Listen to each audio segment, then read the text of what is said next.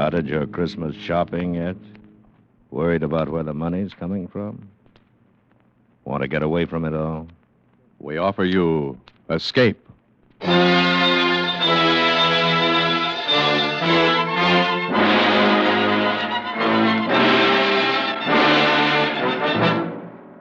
You were seated around a green felt table with a dozen desperate men, waiting for the turn of a card. If it's the ace of spades, you will be next. And you desperately desire the impossible. Escape. Escape. Produced and directed by William N. Robeson, and carefully plotted to free you from the four walls of today for a half hour of high adventure. Tonight we escape to London of the last century. A London of gas lights and hansom cabs. A London where a gentleman still valued his word of honor above his life.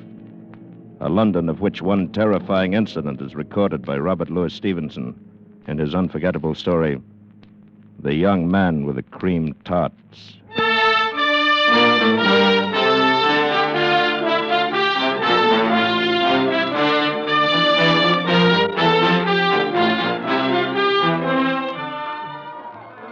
Oh, bored? Or rather. City seems to offer little amusement tonight. Well, bottoms up. Let's be on our way. Righto. Your health. And yours. Gentlemen, please have a cream tart. It's absolutely free. My compliments. Madam, will you honor me? Sir, will you honor me? Well, now, what's this? A young man with a tray of cream tarts. He's giving them away. Perhaps one of the turns on the bill. Perhaps. Shall we go? Yes, Sir, let's. I pray you accept this confection, for if you do not, I'm bound to eat it myself. You must be crazy. I was never more sane. You refuse? I do. Then there's nothing for it but my 27th tart since 5 o'clock. Now there are but 2 left. You, sir. Yes? Will you so far honor an entire stranger? It's really excellent pastry. I should know I've eaten enough of them. It is not the nature of a gift that is important, but the spirit in which it is offered. The spirit, sir, is one of mockery. Mockery? And whom do you mock? Myself. However, my purpose at the moment is not confession, but rather distribution of these cream tarts. Won't you and your friend dispose of the last of them? Yes. Yes, on one condition. If my friend and I eat your last 2 cakes, we shall expect you to join us at supper. Supper? It's a horrible thought. I've already eaten 2 dozen of these pastries. Very well, then we shall omit supper and become better acquainted over a bottle of wine. I'm uncertain whether my repugnance for these 2 remaining tarts or the attraction of your invitation compels me, but I accept. Excellent. Then let us finish off your pastry and seek a more quiet place. How about Michelle's in Soho? Splendid. Shall we go?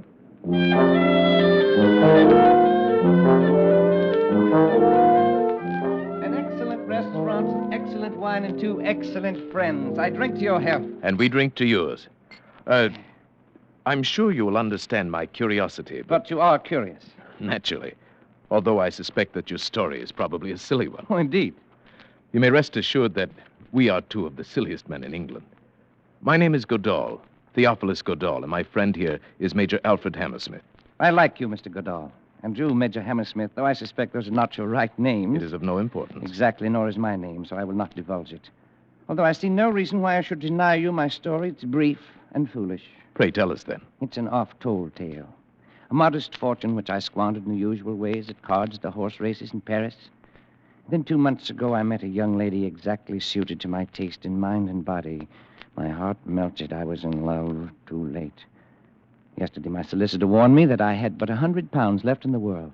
40 of these I used last night for a special purpose, and I have agreeably spent the day disposing of the remaining £60 in as foolish a manner as I could devise. And the future? The future has been taken care of by the £40. Is it not odd that we 3 should have met by the merest accident in so large a wilderness as London and be so nearly in the same condition? Yes. Major Hammersmith, I was thinking the very same thing. What's this? Are you 2 also ruined? Is this bottle of excellent wine the last folly, like my cream tarts? Very nearly so. I'm perhaps a week behind you. I still have a few banknotes in my wallet, however. Here now, this bill will take care of the bottle of wine, and the others I throw into the fire. Oh, no. You shouldn't have burned all of them. You should have kept £40. £40? Why? Why not 50 or 70? For to my certain knowledge, there were more than 100 in his wallet. It was only just 40 pounds he needed. But without them, there is no admission. The rule is strict. What do you mean? I have not yet completely emptied my pocketbook. You are not fooling me. You are indeed ruined men, like me. Oh, indeed. Could you muster 80 pounds between you? Well, let me look in my wallet. Yes, 80 and a little over. Then you're indeed most fortunate. 40 pounds each is the initiation fee of the Suicide Club. The Suicide Club? What the devil is that? The Suicide Club is death's private door. It's the ultimate convenience in our modern world. It exists for unfortunates like us. Those to whom the painful agony of corrosive poison is distasteful. For those whose courage fails them when the cold muzzle chills the forehead. For those whose fear of drowning is greater than their compulsion to die. For these sensitive misfits, the Suicide Club ranges every detail. If you're truly tired of life, I will introduce you tonight to a meeting, and I can assure you that within the week you will be relieved of the burden of living. What do you say? It's more serious than a cream tart, and I suspect more palatable. More serious, certainly.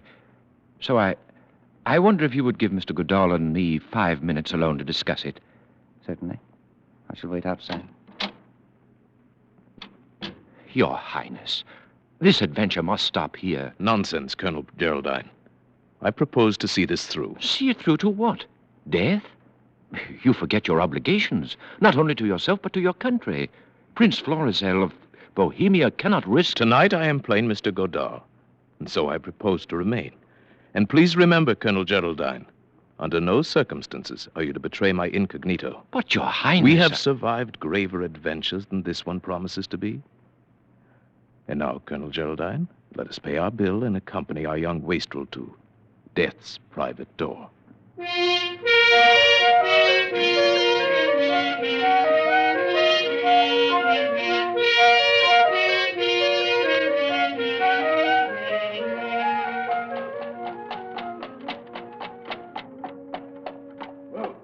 Here you are, Governor. Box court. Gentlemen, we have arrived. Here you are, cabby. Keep the change. Oh, thank you, sir. Come on, get in. Well, Mr. Godard, Major Hammersmith, there is still time to change your minds. Lead on, sir. My mind's made up. And mine. Follow me, then. As dark as a tomb. An apt and concise simile.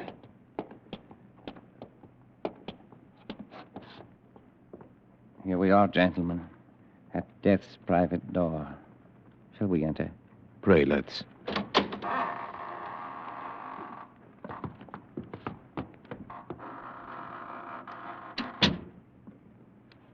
You may hang your things in here. If you'll be good enough to wait, I shall call the president. Of all our follies, this is the wildest and most dangerous. I'm beginning to believe you're right. Let me beseech Your Highness Do not forget you are my aide-de-camp. Not your father. Yet I am responsible to the king for your well-being. Colonel Geraldine, you're not afraid. Certainly not for myself, but for Your Highness. Shh, quiet. The president will see you in his office. I have vouched for you, but you must give him honest answers. The indiscretion of a single member might lead to the dispersion of the society forever. He can't afford to take that risk. Follow me. In here. He's waiting for you. Good evening. I am told that you wish to speak to me. We have a desire, sir, to join the Suicide Club. Sir, you've made a mistake. This is a private house, and you must leave it instantly. We have come here upon the invitation of a friend of yours. He's already told you of our desires. And believe me, sir, when one has come this far along the path, one is not likely to be turned away and certainly will tolerate little rudeness. Permit me to assure you, either you will oblige us in the matter, or you'll regret ever having admitted us to the premises. Well, now, that's more like it. This is no place for men not yet desperate. I believe you, sir. But what of your friend? My reasons are even more cogent than Mr. Goodall's. I was cashiered out of my regiment last week. Why? Cheating at cards. I see. And you, sir? What is your reason for being tired of life. Unadulterated laziness. Don't trifle with me, sir. You must have a better reason than that. I have no more money, and I'm much too lazy to come by any. If I did not have a great deal of experience in these matters, I would turn you down. But I have learned that the most frivolous excuses for a suicide often cover a deep and lifelong desire for self-destruction. Thank you for your understanding, sir. Very well. To business. I shall read you the oath of membership to which you will each subscribe. I swear to obey without question the instructions of the president of this association or any of his appointed deputies. Realizing that desirable death could scarcely be a penalty for violating this oath, I am aware that any violation will be met at the discretion of the president by those means deemed suitable by him. Namely, excommunication from the church, loss of whatever honor still attaches to my name, and/or, when necessary, violent reprisals against my bereaved family. In full knowledge of the sacredness of this oath, I subscribe my name. Well, gentlemen? You are in a position to enforce those penalties. I am. Hand me the pen. My friend. The pen, please. Major Hammersmith. Thank you. That will be 40 pounds apiece, please. Here you are. Thank you. And now, would you like to join the members in the smoking room? Indeed, we would. This way, please. Just make yourself at home. Everyone's quite informal here. If you'll pardon me, I have some other matters to attend to. Come along, Major. Let's mingle with the company. Your Highness. Be quiet. Oh, there you are. You got in all right, I see. Naturally. You'll never regret it. I'm sure we shan't. Do you care for a game of billiards or perhaps some whist? No, not immediately, thank you. I should like just to wander around and listen to the conversation. You'll find it most revealing. You understand? She had always stood in the way of anything I wanted to do. And I don't care if she was my mother. She crossed me one time too often. You may be sure I'm not that I would really never sorry. have joined this No. wretched club if I had not read The Origin of the Species by Darwin. I could not bear to be descended from an ape. Certainly, Too I ghastly to understand. bear, you know. There are some men who cannot abide the restrictions of the monastery. And after the abbot discovered me, there was nothing I could do. It's I don't incomprehensible mind to me. What is? Why, this talk, this boasting, this self-justification. If a man has made up his mind to kill himself, let him do it like a gentleman. Be done with the matter. As I told you, there are some of us more frightened of the act than of the result. There's only one man in this room who does not seem to be in a state of hysteria. Who is that, Mr. Godal? Why, the gentleman sitting on the divan. Oh, yes. Yes, Mr. Malthus. Would you like to meet him? Yes, please. These others are too obvious. There's nothing very subtle about Mr. Malthus. He looks like death himself, wearing thick eyeglasses. Let us discover for ourselves the reason for his relaxation. Mr. Malthus. I should like to present two new members, Mr. Godal and Major Hammersmith. How do you do, gentlemen? How do you do, It's Mr. a pleasure, sir. Won't you sit down? Well, Newcomers. Newcomers. I envy you the novelty of your first visit. You will learn to relish it if you're spared. Why, my dear sir, this club, gentlemen, is the temple of intoxication. If my health would permit it, you may be sure I would be here more often. For this is my last dissipation. Believe me, sir, I have tried them all the vices. Yes. People trifle with love and ignorantly call it man's most powerful passion. Nonsense, sir, nonsense. Fear. Fear is the strongest passion. It is fear that you must trifle with if you wish to taste the intense joys of living. Envy me, sir. Envy me. I am a coward. How, sir, is the excitement so artfully prolonged? Oh, of course. I must tell you how the victim for every evening is selected, as well as the member who is to be death's high priest for the occasion. Great heavens. You mean they kill each other? The guilt of suicide is removed in that way. Then I, or my friend, or you, any of us, might be selected this evening to murder another man? Exactly. But how have they escaped the attentions of the law? The ingenuity of our president knows no limits. The departures always appear to be accidental. Oh, it's monstrous. On the contrary, my dear Major, it is godlike. Oh, yes, of course. But, Mr. Malthus, I am still in the dark as to how the members are selected for the evening's work. Oh, of course, I forgot to explain. But I see that the others are filing into the card room now, and the play is about to begin. You shall see for yourself. Will you lend me the help of your arm? I'm quite paralyzed, you know. Oh, of course. Thank you. This is the moment for which I live. The quintessence of poignancy, the ultimate of passion. Coming here as infrequently as I do, I've savored this bitter taste of fear longer than the others. But my turn will come. Who knows? Perhaps tonight. But how is it done? Tell us what to expect. Oh, it's so simple. The president deals from an ordinary deck, playing cards, and each man turns up his card as he receives it. The ace of spades, the card of death. Ace of clubs designates the official of the night. The murderer. If you like. Here, 3 chairs together. Happy young men.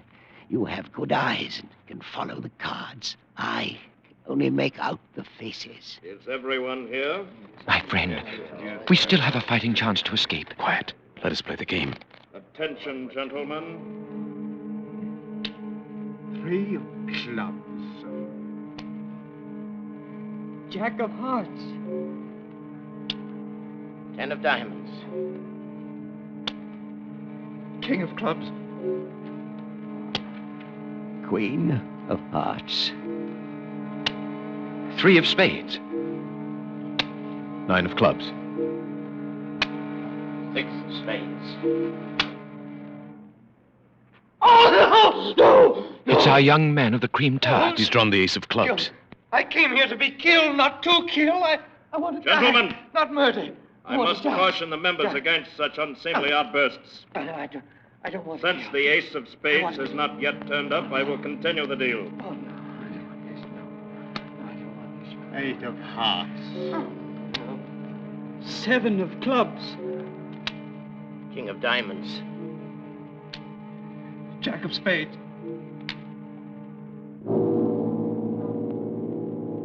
Ace of spades. Mr. Malthus. That concludes the play for the night, gentlemen. Will the member who drew the ace of clubs come to my office for his instructions?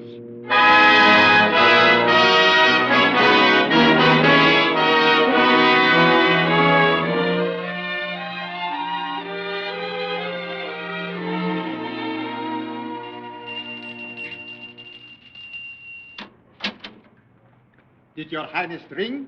Yes. Good morning, Roderick. Good morning, sir. Oh, I shall have my breakfast in bed this morning. Yes, your highness. And Colonel Geraldine has been waiting for you to awaken. Oh, very well. Show him in. Thank you, your highness. Colonel, his highness will see you now. Good morning, Geraldine. Sleep well? Not too well. Did I dream it, or were we initiated into the suicide club last night? Seems like a nightmare. It was a nightmare, but you didn't dream it. Here, look at this, the morning paper. Huh? Melancholy accident.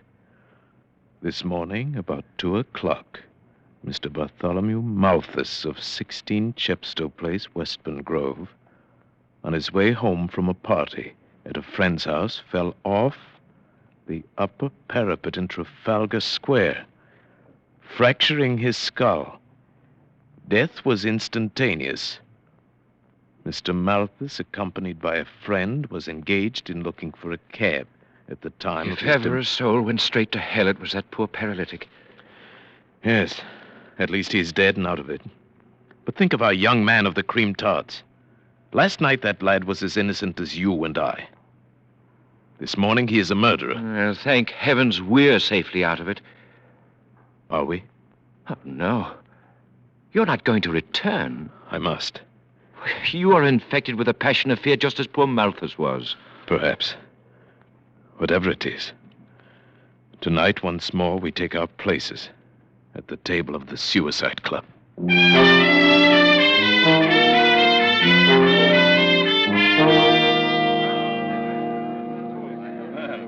Good evening. Good evening, Mr. Godot. Back again to try your luck? Yes, indeed. And Major Hammersmith? Good evening. You are to be congratulated, sir, on the matter of Mr. Malthus. Very neatly handled. Thank you. But I shall miss poor old Malty. He was a man I could talk to. Yes, your bereavement must weigh heavily upon you. Indeed it does, sir. But then it's all in the game. And now, you will pardon me, we will sit down to play directly. The fiend. The foul fiend of hell. Steady, my friend. Once more, let me plead with you. Leave this evil house before it's too late. You're very tiresome tonight. Oh, here's our young friend of the cream tarts. Good evening, old chap. Oh, Mr. Goodall, Major Hammersmith. Oh, how I wish I'd never brought you to this infamous place. Oh, leave. Leave while your hands are still clean. But our oath. We could not go back upon our oath. Well, renounce it. Forget everything. Let them do their worst, but leave. Leave before it's too late. Hey, if you could have heard the old man scream as I pushed him from the parapet, the crunch of his brittle bones as he thudded to the pavement. Yes, I perceive the dealing is about to begin. Shall we go in? Yeah. Mr. Goodall, if you have any kindness in your soul, wish the ace of spades for me tonight. There's nothing left for me but to die. Attention, gentlemen. 3 of hearts. Queen of spades. Ace of diamonds.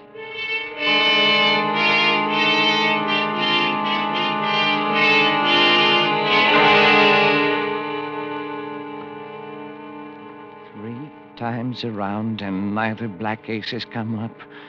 We are just 13 at the table. This 4th round. This will tell the tale. And I am next to last.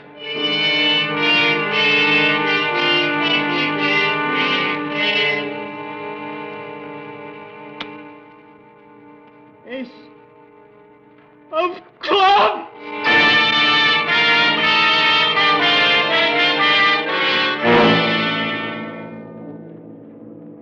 Only 4 more cards. King of spades. Oh, pray for me, Mr. Goodall. Pray for me. I have 1 chance in 3. Pray that I get the ace. 6 of diamonds. And now, I have 1 chance in 2. My friend, don't. Silence. Ace of spades. Very well. That concludes tonight's play, gentlemen. Oh, Mr. Goodall. I'd give $1 million if I had it for your luck. I would sell you this card for much less if I could. Well, Mr. Goodall, my congratulations. I am pleased to have met you, sir, and to have been in the position to do you this trifling service. At least you can't complain of delay. Yes. And now, before I leave forever, I should like to ask a question. A purely hypothetical question, of course, since I am not a man to go back upon my word. But you wonder what would happen if you did. If upon the turning of the card you had changed your mind and now wish to live? Precisely. Suppose my friend, Major Hammersmith, and I elected to ignore our oath. Suppose we began by tearing this place apart.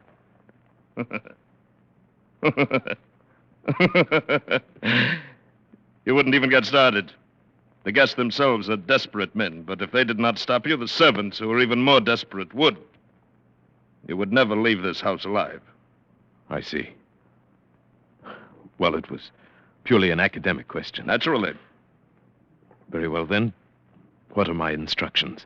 You will proceed along the Strand in the direction of the city, on the left-hand pavement, until you come upon a black carriage with drawn curtains.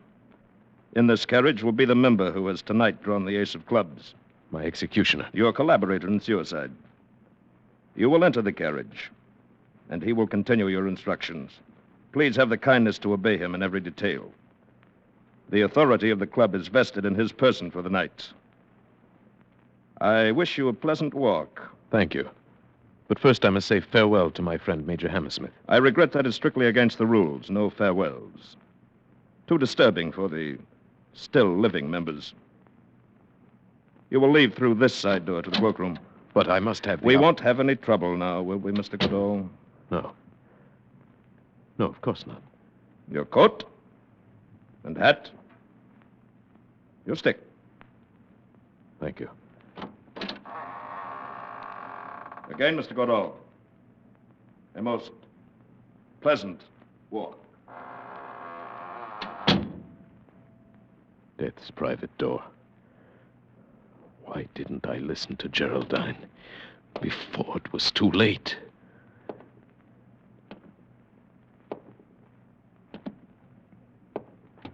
All right, into the carriage. What is this? Advise you to be quiet if you know what's good for you. My instructions are to meet the coach in the Strand. You'll take this coach right now. Get in Go with with me. All right, take this one away. Your Highness will pardon the violation of his person. Geraldine. Oh, my friend. It was quite necessary under the circumstances. As soon as you turned up the ace of spades, I slipped out of the house to prepare for your escape.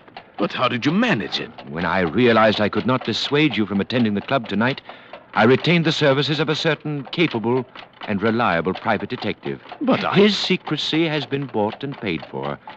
His men are now raiding the suicide club. The members will be removed to your townhouse, where it remains for you to pass judgment upon them. That I will gladly do, and with the utmost dispatch.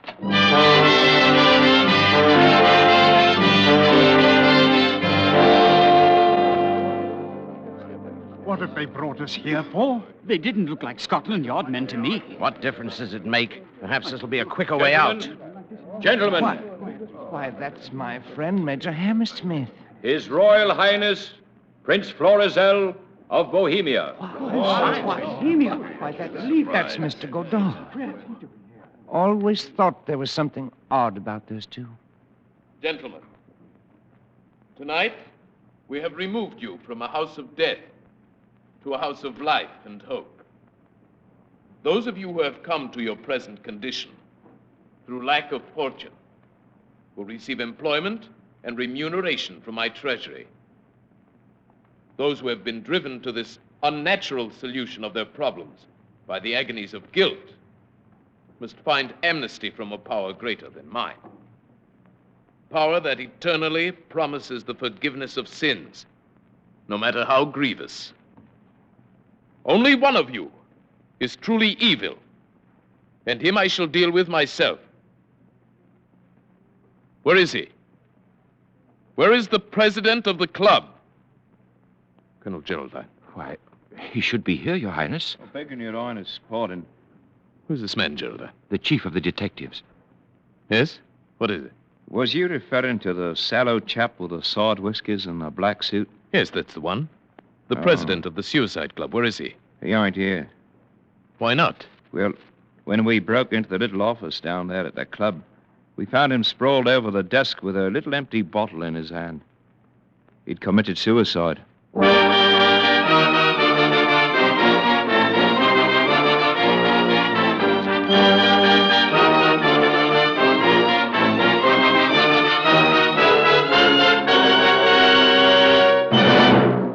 Escape is produced and directed by William N. Robeson, and tonight brought you The Young Man with the Cream Tarts by Robert Louis Stevenson, adapted for radio by Mr. Robeson, with Paul Frees as Prince Florizel, Bill Johnstone as Colonel Geraldine, and Barton Yarborough as the young man. The special musical score was conceived and conducted by Cy Feuer. Next week, after you've put in a tough day at the office or leaning over a hot stove, when your four walls seem to be closing in on you, next week when you want to get away from it all, we offer you Escape. this is CBS, the Columbia Broadcasting System.